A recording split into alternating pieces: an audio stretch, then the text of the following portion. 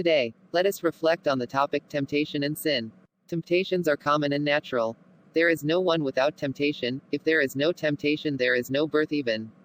When one yields to temptation, it becomes sin. When we are able to overcome the temptation, it becomes virtue. Temptation comes from the Greek word perismas, which means to put to test, to scrutinize, to discipline, to examine, a trail, to tempt. Temptation is not sin, but it becomes or it leads to sin. Temptation is not sin, temptation is not bad, because it helps to have self-control. Temptation is a desire to have or to do something that you know and should avoid. Temptation is something that eludes, attracts, seduces someone. Temptation is a form of trial. Sources of temptation. 1.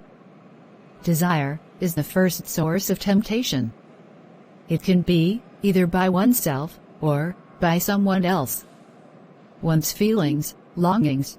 What defiles here is what comes out, not what goes in. 2. The world. And 3. Devil. Now let us speak about 3 levels leading to sin. 1. Temptation. Through temptation, sin is proposed to you, which leads us to make a second level. That is dilection, which is either pleasing to you or not. 3. Consent. Whether to agree or reject it. If we agree, it is sin. If we reject it, it is virtue. Can you please tell us the purpose of temptation?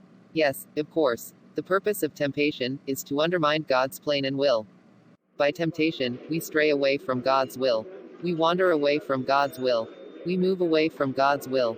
Denying the authority of God, we seek independence from God. Bible names Satan as tempter. We see in James 1:14-15 says that temptation comes from deeper sense of heart. And in 1 John chapter 2, verse 16, we see, for all that is in the world is lust of the eyes, lust of the flesh, pride of life. Here lust of the eyes can be meant as kingdoms of the world. And the lust of the flesh can be meant as food. These show us more happiness. How to overcome these temptation? There are different ways to overcome temptation.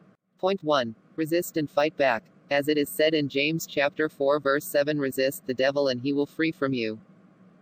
We can't resist by ourselves, we need God, help. 2. Flee from it, run away. 3. Look at Jesus and learn from him. How he overcame temptation. 4. Be watchful and pray. 5. Persevere and endure. These 5 ways may help us to overcome temptation. God bless you all. Amen.